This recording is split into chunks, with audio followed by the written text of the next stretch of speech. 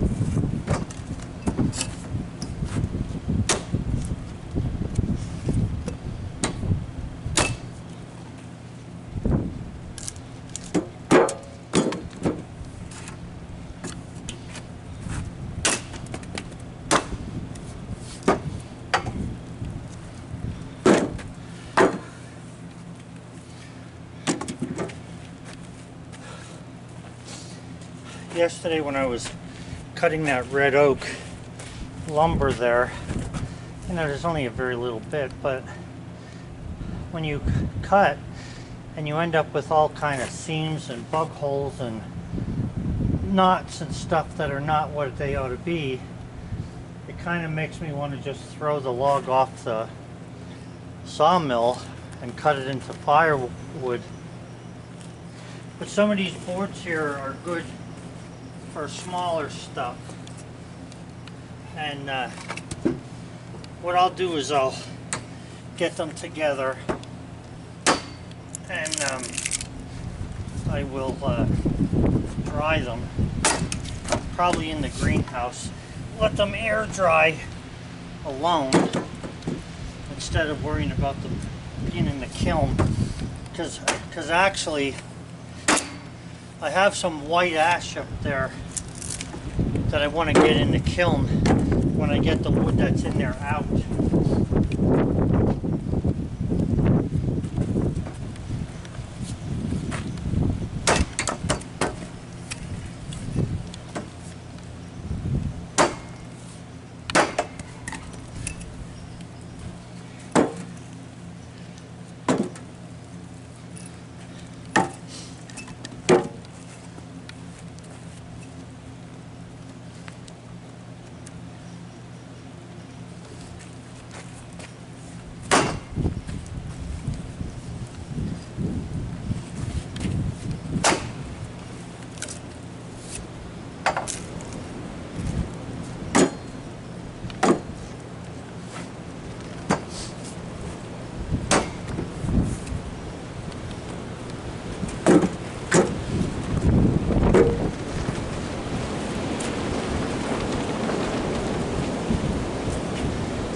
Getting some pretty good wind.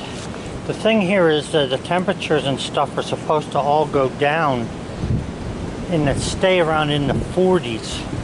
That's what I was reading this morning, so we have to see what happens. But at night, tonight it's supposed to go down, I think it said to 27. So it's not exactly perfect weather yet, but at least it's not snow on the ground.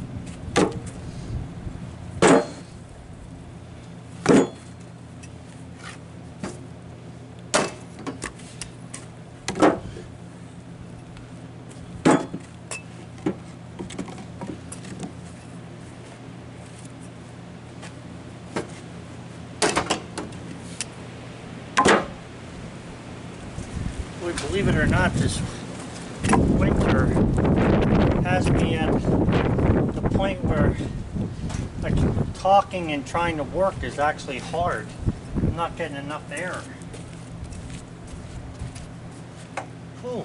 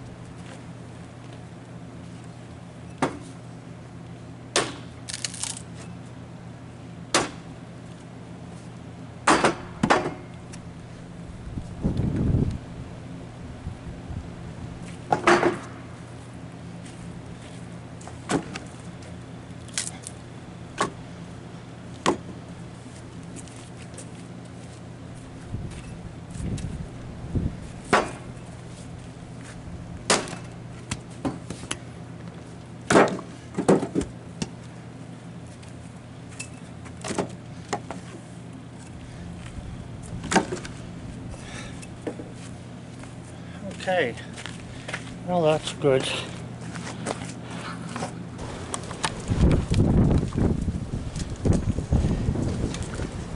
I was talking about this to a guy the other day.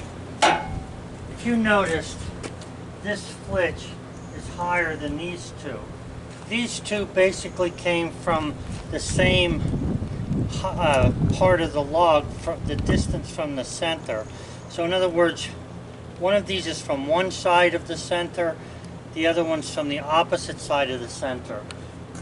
Boards like that you can cut, but if you notice, this one's higher, both ends, and if you cut that, even with these, you lose a little bit of wood. So I recommend you cut two boards at a time, unless you have more than one log, that are from the same side of the, or from the opposite side of the log, but the adjacent, I don't even know if adjacent's a good word for that. So in other words, you have the center, you come over an inch and an inch, that would be a pair. Then the one at 2 inches and 2 inches, that's a pair. They seem to give you a better, you seem to get more wood out of that. And it's better to get more wood, less, that's why you're cutting. So the bottom of these boards here then is all straight cut, and it's nice and flat sitting on the bunk all the way down. So it's not something that I have to really worry about here. So I'm going to cut these. I'm going to have to move them a little bit.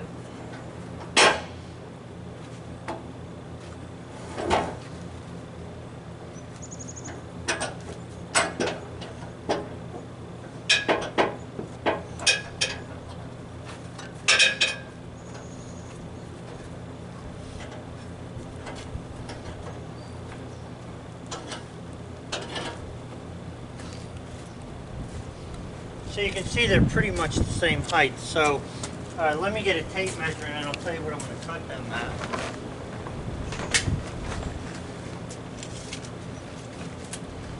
So at this end I have 6 inches. At this end I have a little more, I believe. Yeah, so I'm going to cut 1 by 6. I have 8 inches at this end, but that's not going to help me. So I'm going to just cut 6 inches off the bunk on those two boards, and that'll give me nice 1 by 6. Now the other board may end up being a 1 by 6 as well, but either way it's still not good to cut it with these other two because you'll lose wood on it.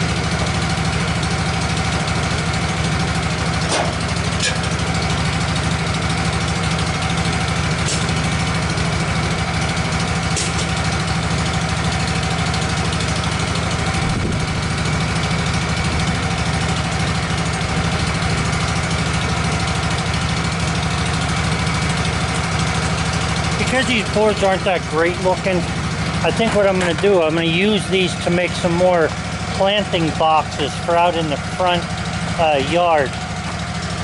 I have, I don't know, 5 or 6 of them, and I could use 2 more. So that's what I'm going to do with them then.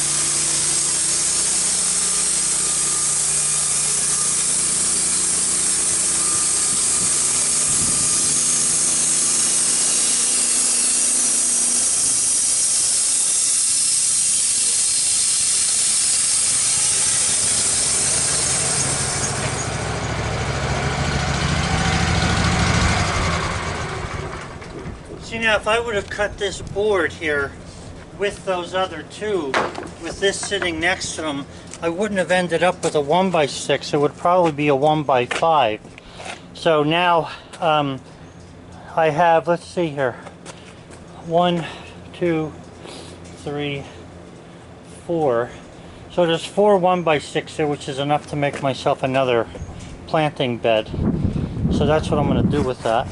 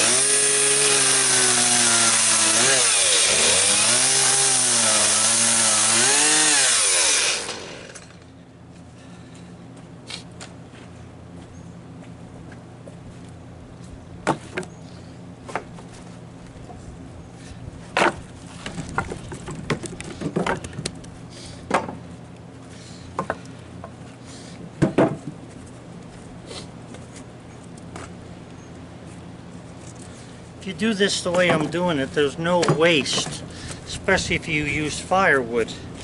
Now, I don't use that much firewood, so my problem is if I end up doing a lot of cutting and skip the firewood cutting until the end, I might not even bother cutting firewood. I might just pick up the whole pile of flitches and take them to the neighbor who does use them for firewood.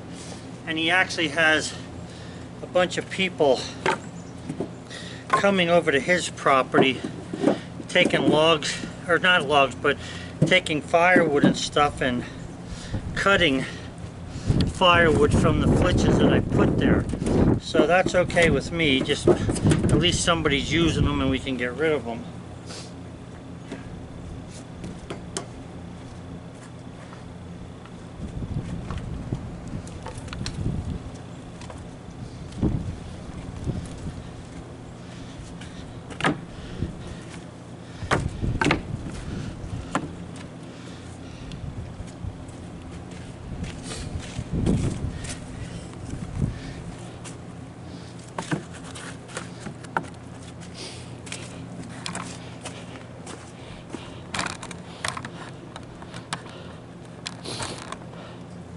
The fire, that wood's not real bad. I mean, it's not the worst I've ever seen, but it's not, well, there's a good board. This one's not so good. This one's not too good here either. That's why I'm going to use these for making a planting bed. This one's not too good.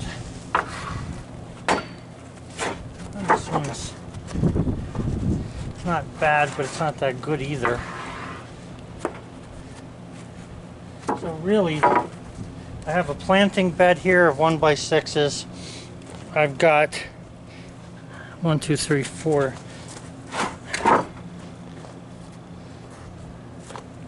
This should be all right. So out of that 10-inch log, I've got a planting bed of 1x6. I have some 1x4 that is okay, and or not bad, and then I have some 1x3 and 1x4 that's not all that great. That's over on the end there. So now you can't see it at this end. At the end here, it looks not too bad, but at the other end there's going to be a split in it. So stuff like this is hardly worth putting into the kiln, taking up space and then ending up throwing it away when you get it out, or using it for firewood. So anyway, that's how I kind of look it over and divide up what's what. It's not easy to do that, because sometimes you'll see a mark in the wood or something, and for some reason it'll just evaporate with the water that comes out of it, and other times it'll get worse. Sometimes they'll split. So if you have good boards and there are only 2 good boards there, then putting them on the in the kiln is okay, but right now I don't want to mix them up with what's already dry in the kiln. So that'll be for my probably potato boxes, I guess. Alright guys, well it's starting to drizzle a little more here, and I'm getting tired of being wet. So have a good one. I will see you tomorrow. If you have any questions about this grain and this wood and stuff, don't be afraid to ask. The best thing you can have is straight grain, or if you're going to cut straight down the log, a nice oval grain. You're looking for the best looking grain. Those are going to be your best boards, and even the oval looking grain will end up cupping. So you want to make sure you get them stacked on your in your kiln right away, or wherever you're drying them, if you're going to air dry them or whatever you're going to do. So I need to get rid of put my tools away here and get rid of some of that sawdust over there, and then I'm going to call it a quits here. Have a good one. You can see how much snow we lost here last night and yesterday. Thing is if it goes down to 27 and rains, we're going to have snow again.